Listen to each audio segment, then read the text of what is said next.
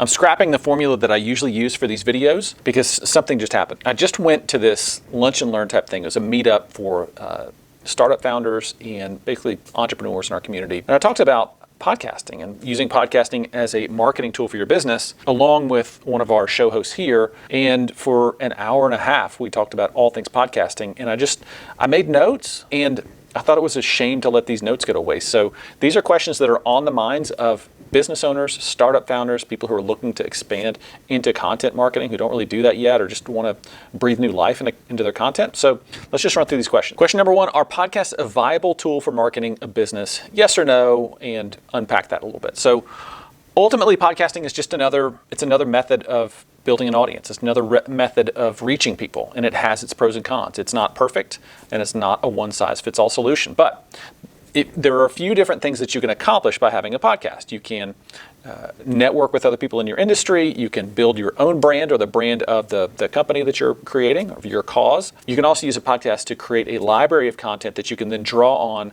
later for other purposes. You can turn it into blog posts or YouTube videos, Instagram posts, Twitter, whatever. Big library of content that you can draw on in the future.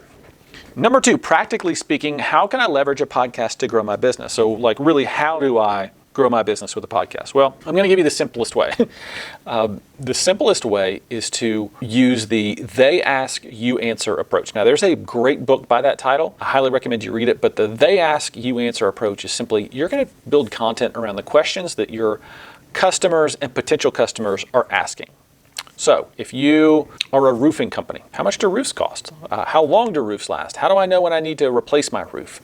How do I finance my roof? What will my insurance company pay for my roof? What are the materials used in roofing? Are there any eco-friendly materials that you can use when you're re-roofing your house? Things like that. Answer all the questions that people have about roofing and publish that. So figure out the questions that people are asking in your industry and then answer those questions. That's your whole content approach there. Here's what that does. That positions you as an expert in your industry. It positions your business as a leader in your industry. It helps build trust between you and the potential customer because you're shooting them straight. You're not hiding anything. You're not talking around anything. You're just openly, honestly answering questions and explaining why things are the way they are. And then by the time those people reach out to you, they are pre-sold, meaning any objection that they may have had has been answered in the content that you put out. So there's not going to be sticker shock when they find out how much your service costs. They're not going to be surprised when they find out how long it takes to deliver your service or when they should expect your service to be complete or anything like that because you've answered all those questions. Number three, fill in the blank. Podcasting might not be for your business podcasting might not be for your business if you need an immediate payoff. Like if you need to ring the cash register today, podcasting is not a thing where you can fire up your mic and go, we're having a sale on widgets today, so come get your widgets today, please, today.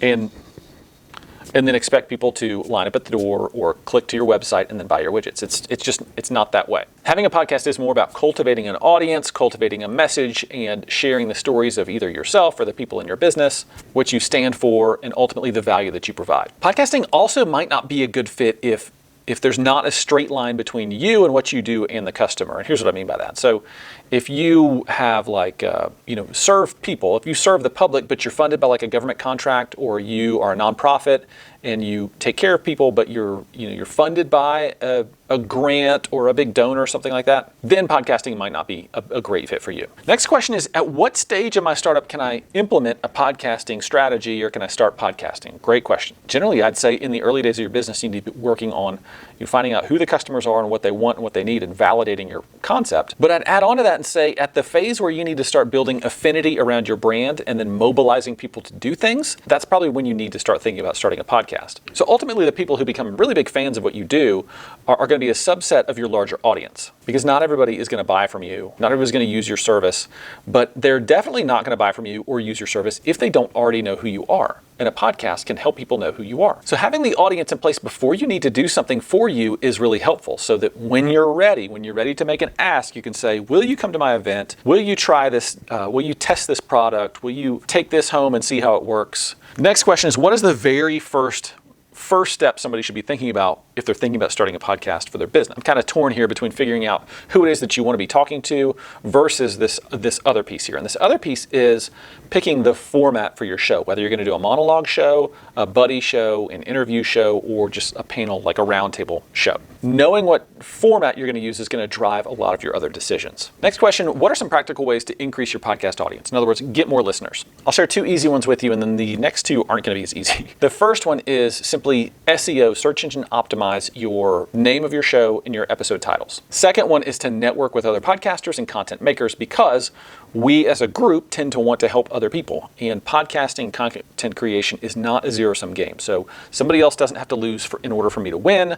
I don't have to lose in order for somebody else to win.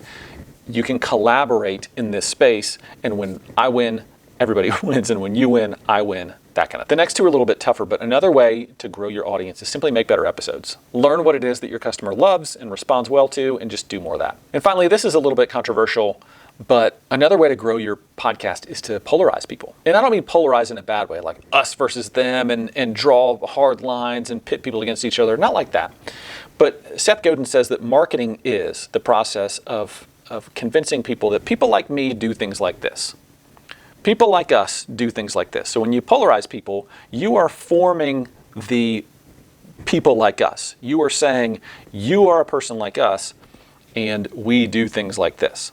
So people like us get behind a camera and talk to strangers on YouTube. And there are people who don't do that. So that's the us versus them. It's us, the YouTubers, against the world. So it's not intense, it's not malicious, it's not aggressive, but it is just drawing the line of who's in and who's out. The next question is about cross promotion. So how do I get guests on my podcast, and how do I appear as a guest on other podcasts? Well, to get featured on other podcasts, I would recommend 3 things. One is get really clear about the value that you can bring to other people, and make it really clear that you or your expertise really is a good fit for their show. Second is that you get clear about what qualifies you to be an expert or to speak on whatever topic. And then the third thing is to provide some social proof. So a testimonial, a clip of you appearing on other shows, things like that. And then bundle all that stuff up and just put it into a short little pitch that you can send out to whoever it is that you want to appear with on their show. Now, to get guests, if you want to get high profile guests, here's what I would do. I would connect the dots between your podcast and what they do. So show them that your audience is going to get something out of their appearance, but also so that your show is aligned with who they are or their cause or their business or whatever. Second thing to do is just ask. So just email or DM and just ask, would you like to be on my podcast? And then once they're on, make the experience really good. So make the technology really easy on their end, make it a good conversation, and make sure that you are punctual, that you show up, you start on time, you don't dilly-dally, and you finish on time too. The next question is, what are some tips that you would give a new podcaster on how to be successful? Let me run through those. Number one, laser focus on who the listener is and what they're using your podcast for. So are they trying to entertain themselves? Are they trying to solve a problem? Are they trying to get inspired? Are they trying to learn new things that they can apply to whatever they're doing? Second thing I would say is just to pace yourself. A lot of us start off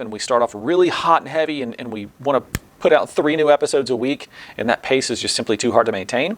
So I would pick a pace that you can honestly maintain. 2 episodes a month is a really good, really manageable pace. The third thing I would say is to bring your personality to it. Don't try to be somebody else. Just bring you and be you, and people will either be drawn to that or not drawn to that. And if they're not drawn to it, it's okay. Fourth thing I would say is enjoy doing it. I think podcasting is a lot of fun. I love firing up the mic and recording my podcast, and I love producing podcasts for other people. It's a lot of fun. I would encourage you to find the enjoyment in it, and if you don't find the enjoyment in it, then go do something that you do enjoy. And fifth, this sounds like it doesn't make any sense, but I promise you it does. Document every new opportunity that comes your way after you start your podcast. It's not always easy to tell that your podcast is working, that you're getting results, and so the results are going to come in strange ways. Yes, it may be more business for you, but it might not be. It might look really weird. It might be somebody coming out of the woodwork that you haven't talked to in years. All of a sudden says, hey, I listened to your podcast. Or you get invited on somebody else's podcast or YouTube show. One of our clients here, and we're in East Tennessee, one of our clients had a potential customer drive from San Antonio, Texas, all the way to East Tennessee to check out his business. Another client, Brad Weems, has a fitness podcast. He had somebody who heard his podcast and had been listening to his podcast call him up one day and buy a whole year of membership, prepay a whole year of membership at his gym.